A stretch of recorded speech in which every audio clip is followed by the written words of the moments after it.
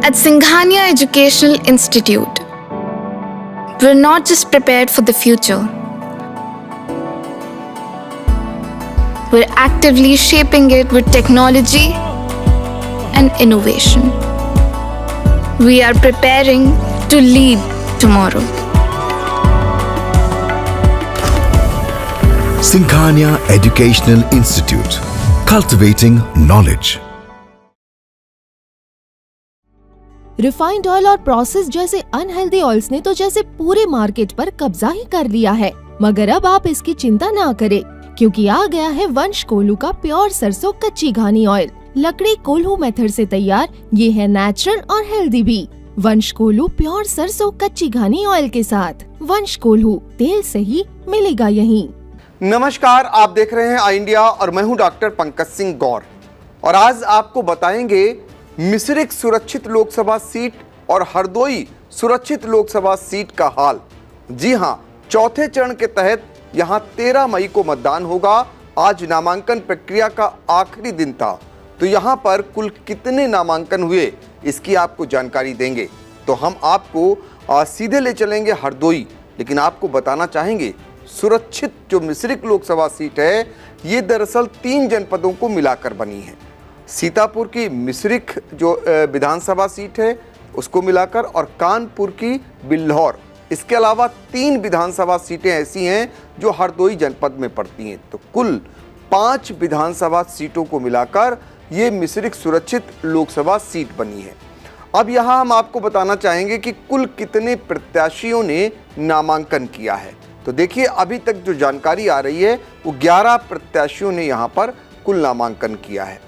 अब आपको ये भी बताना चाहेंगे कि दरअसल 11 प्रत्याशियों में कौन कौन प्रमुख है, और इसके अलावा आपको ये भी जानकारी दें कि अब इन नामांकन पत्रों की जांच होनी है और इसके बाद 29 अप्रैल को नामांकन वापस लेने का आखिरी दिन है। इसके बाद सीधे 13 मई को मतदान होगा। तो चलिए हम आपको सीधे ले चलते हैं हरदोई, जहां पर आई इंडिया के ब्यूरो चीफ आमिर किरमानी जी इस समय जुड़ चुके हैं और आपको बताएंगे कि मिश्रिख लोकसभा सीट से कुल कितने प्रत्याशी मैदान में हैं, उनके बारे में भी जानकारी देंगे और साथ ही प्रमुख प्रत्याशी कौन कौन है। देखिए पंकज जी, मिश्रिख लोकसभा क्षेत्र के लिए आज नामांकन का कार्य संपन्न हो गया। अभी तक यहां से कुल 11 प्रत्याशियों ने अपना नामांकन किया है, जिसमें कल तक कुल 6 लोगों ने किया था। इसमें अगर राष्ट्रीय दलों की बात की जाए तो बीजेपी से मौजूदा सांसद अशोक रावत ने यहां से नामांकन किया है। वहीं संयुक्त गठबंधन की प्रत्याशी संगीता राजवंशी, जिनका टिकट पहले उनके ससुर को दिया गया था, उसके बाद उनके पति को, और उसके बाद अंततः उनको फॉर्म ए भी दिया गया है, जिसके बाद उनकी प्रत्याशिता लगभग तय हो गई है। बीएसपी ने BR अहिरवार को यहाँ से टिकट दिया है, जबकि बाकी निर्दलीय प्रत्याशी यहाँ किस्मत आजमा रहे हैं। अभी तक कुल 11 प्रत्याशियों में वंदना, ललित कुमार, नीलम सिंह, रामपाल, भारतलाल, अवधेश कुमार, यानी कुल मिलाकर 11 प्रत्याशी चुनावी मैदान में हैं। आज नामांकन का कार्य संपन्न हो गया। कल नाम वापस लेने की अंतिम तिथि है। इसके बाद ये तय होगा, उसके नामांकन पत्रों की जांच होगी, उसके बाद ये तय होगा कि कुल कितने प्रत्याशी यहाँ से चुनाव लड़ रहे हैं। आपको बता दूं कि अशोक रावत यहाँ से 2 बार सांसद रह चुके हैं। वर्ष 2004 और 2009 में उन्होंने बीएसपी से चुनाव लड़ा था और जीते थे। उसके बाद 2014 में यहाँ से अंजू बाला को टिकट दिया गया था, जो कि मल्लावा क्षेत्र की निवासी हैं। उन्होंने 5 साल बीजेपी में काटने के बाद उनका टिकट 2019 में काट दिया गया। और अशोक रावत बीएसपी से पाला बदल कर आए और उनको बीजेपी ने टिकट दिया और उन्हें कामयाबी भी मिली। इस बार भी अशोक रावत को उन्होंने फिर से मैदान में उतारा है। बीएसपी ने इस बार नया चेहरा BR अहिरवार के रूप में मौका दिया है, बाहरी प्रत्याशी होने के कारण, और बाद में सबसे लास्ट में उनके नाम की घोषणा हुई, इसलिए उनके नाम पर अभी मतदाताओं में काफ़ी असमंजस की स्थिति है कि ये कौन है, कहाँ से आए हैं। जबकि संयुक्त गठबंधन के प्रत्याशी संगीता राजवंशी, जो कि मिश्रिख क्षेत्र के निवासी हैं, उनका परिवार पहले से ही राजनीति में है, उनके बारे में किसी से बताने वाली बात नहीं है। आपको बता दें कि मिश्रिक जो लोकसभा क्षेत्र है, सीतापुर की मिश्रिक विधानसभा से लेकर हरदोई की 3 विधानसभा, संडीला, बालामऊ और मल्लावा के अलावा कानपुर देहात की एक सीट तक फैला हुआ है। काफ़ी लंबी ये लोकसभा क्षेत्र है और प्रत्याशियों को इसको जीतने के लिए काफ़ी मेहनत करनी पड़ती है। काफ़ी लगभग 100 किलोमीटर के दायरे में ये पूरा लोकसभा क्षेत्र फैला हुआ है। ये सीट चूँकि पासी बाहुल्य है, इसलिए ज़्यादातर हमेशा ये रिज़र्व रही और हरदोई, सीतापुर और कानपुर देहात 3 जिलों को कवर करती है। इसलिए यहाँ के प्रत्याशियों और यहाँ के मतदाताओं में भी काफ़ी एक चुनाव को लेकर काफ़ी गहमा गहमी रहती है। अब देखने वाली बात यह होगी कि आखिरी टाइम यानी नाम वापसी के बाद कुल कितने प्रत्याशी रह जाएंगे और कितनी लोगों के बीच संघर्ष होने की उम्मीद है। वैसे फ़िलहाल यहाँ देखा जाए तो अभी त्रिकोणीय संघर्ष की उम्मीद है। जी पंकज। तो आपने आमिर किरमानी को सुना, जो सीधे हमें हरदोई से जानकारी दे रहे थे कि वहाँ पर कुल कितने प्रत्याशी हैं और कौन कौन प्रमुख प्रत्याशी है। अभी फिलहाल जांच होनी है, नामांकन वापसी का भी समय निर्धारित है 29 अप्रैल। इसके बाद पूरी तरह से स्थिति यहाँ पर स्पष्ट हो जाएगी।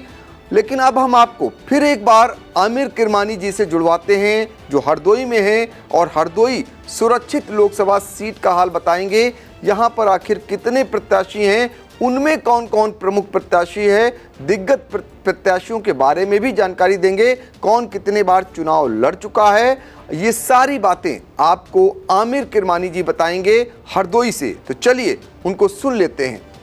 देखिए पंकज जी, आपको हरदोई लोकसभा क्षेत्र के नामांकन के बारे में जानकारी देना चाहूँगा कि यहाँ से कुल 13 प्रत्याशी चुनाव मैदान में उतरे हैं। आज नामांकन की अंतिम तिथि थी। यहाँ से कुल 13 प्रत्याशियों ने अपने नामांकन किए हैं, जिनमें 3 प्रमुख राष्ट्रीय दल हैं, जिसमें मौजूदा सांसद जयप्रकाश को बीजेपी ने पुनः टिकट दिया है। वहीं समाजवादी पार्टी से सांसद उषा वर्मा को पार्टी ने टिकट दिया है। वहीं बीएसपी की बात करें तो भीमराव अंबेडकर यहाँ से, जो कि मौजूदा एमएलसी हैं, मायावती ने उनको हरदोई चुनाव लड़ने के लिए भेजा है। हालांकि उनके लिए ये नया चुनावी क्षेत्र है और इसे यहाँ से उन्हें कोई अनुभव भी नहीं है, लेकिन वे एक दूसरी जाति के होने के कारण, चूँकि यहाँ पासी बाहुल्य क्षेत्र है, इसलिए उनके आने से चुनाव काफ़ी रोचक हो गया है। 3 प्रमुख दलों के अलावा कुल 13 प्रत्याशी मैदान में हैं।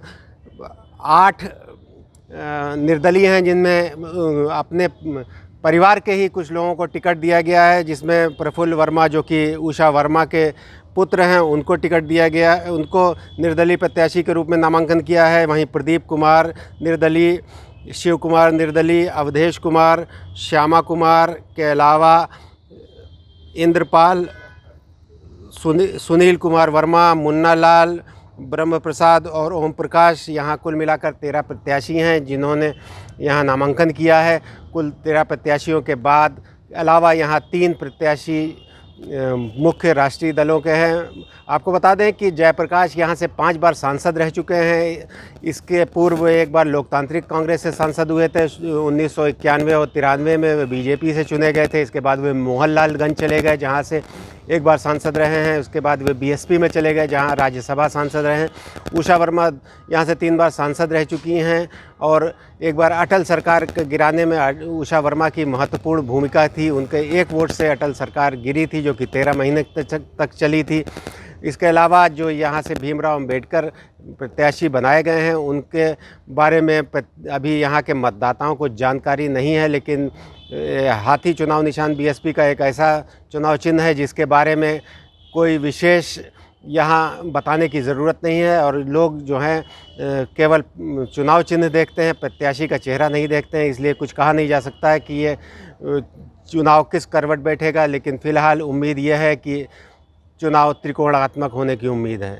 तो आपने सुना सुरक्षित मिश्रिक लोकसभा सीट और सुरक्षित हरदोई लोकसभा सीटों का हाल, कि कुल यहाँ कितने प्रत्याशी हैं, उनमें दिग्गज प्रत्याशी कौन कौन हैं। इसको आपको आमिर किरमानी जी ने हरदोई से पहुँचाने का काम किया। और आपको बता दें, इस बार चुनाव पर आई इंडिया की लगातार नज़र रहेगी।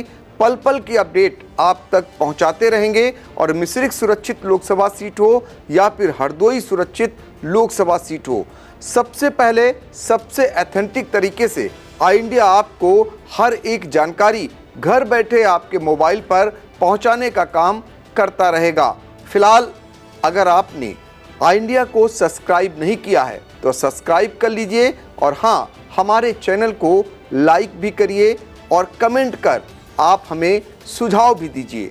अगली कड़ी में हम आपको बताएंगे सीतापुर लोकसभा सीट का हाल, कि यहाँ पर आखिर कितने प्रत्याशी आज नामांकन किए हैं, क्योंकि आज अंतिम दिन था।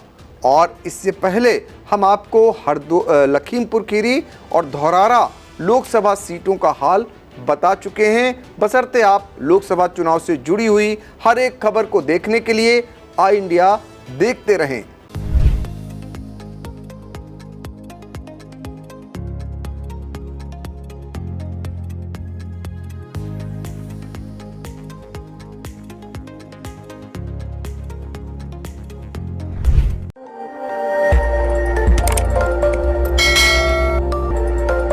खबर आपकी, नजर हमारी।